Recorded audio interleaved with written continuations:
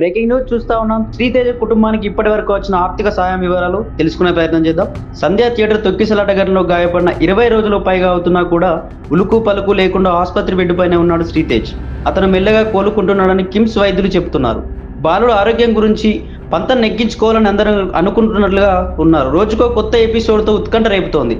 తెలంగాణ అసెంబ్లీలో ముఖ్యమంత్రి రేవంత్ రెడ్డి చేసిన వ్యాఖ్యలు ప్రకంపనలు సృష్టించగా సినీ సెలబ్రిటీలు శ్రీతేజ్ని పరామర్శించడానికి క్యూ కడుతూ ఉన్నారు.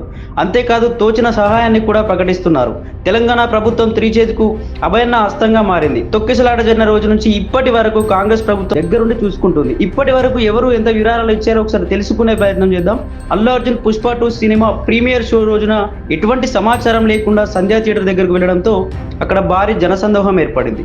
ఈ తొక్కిసలాటలో రేవతి అనే మహిళ మృతి చెందింది. రేవతి కుమారుడు శ్రీతేజ్కు తీవ్ర గాయాలయ్యాయి. దీంతో అల్లు అర్జున్తో పాటు సంధ్యా థియేటర్ యాజమాన్యంపై కూడా కేసులు నమోదయ్యాయి. ఈ కేసులో అల్లు అర్జున్ను చిక్కడపల్లి పోలీసులు అరెస్ట్ చేశారు. మొత్తానికి అల్లు అర్జున్ బెయిల్ మీద బయటకు వచ్చేశాడు. ఇక శ్రీతేజ్ను గత 3 వారాలుగా తెలంగాణ ప్రతినిధులు చూసి వైద్యులను అడిగి తెలుసుకుంటున్నారు. సంఘటన జరిగినప్పటి నుండి జగపతి బాబు, ఆర్ నారాయణమూర్తి కుటుంబానికి ధైర్యం చెప్పి భరోసానిచ్చారు. తాజాగా పుష్ప 2 నిర్మాతలు మైత్రి మూవీస్ మేకర్స్ అధినేతలు రవిశంకర్, నవీన్లు రూపాయలు 50 లక్షల భారీ నష్ట పరిహారాన్ని ప్రకటించారు. ఈ చెక్కును రేవతి భర్త భాస్కర్కి అందజేశారు. వీటితో పాటు అల్లు అర్జున్ డైరెక్టర్ సుకుమార్, నిర్మాత మైత్రి మూవీస్ మేకర్స్ వారు అందరూ కలిపి 2 కోట్లతో ఒక ట్రస్ట్ను ఏర్పాటు చేయబోతున్నారట. ఇందులో 2 కోట్ల రూపాయలు ఉంటాయి. వాటితో రేవతి, శ్రీతేజ్ కుటుంబానికి సాయం చేస్తారు. అలాగే దిల్ రాజు రేవతి భర్త భాస్కర్కి ఫిల్మ్ ఇండస్ట్రీలో ఒక పర్మనెంట్ ఉద్యోగాన్ని కల్పిస్తామని కూడా హామీ ఇచ్చారు. సినిమాటోగ్రఫీ మంత్రి కోమటిరెడ్డి వెంకటరెడ్డి ఇప్పటికీ 25 లక్షలు ఇచ్చారు.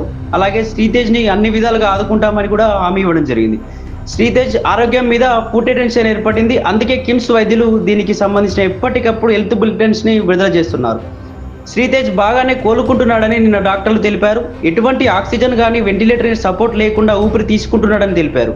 అతను అప్పుడప్పుడు కళ్ళు తెలుస్తున్నాడని, ఐ కాంటాక్ట్ కానీ కుటుంబ సభ్యులు గుర్తుపట్టడం లాంటివి కానీ చేయడం లేదని వెల్లడించారు. సైగలను గమనిస్తున్నాడు కానీ మా మాటను అర్థం చేసుకోలేకపోతున్నాడని వైద్యులు హెల్త్ బులెటిన్ను పేర్కొన్నారు.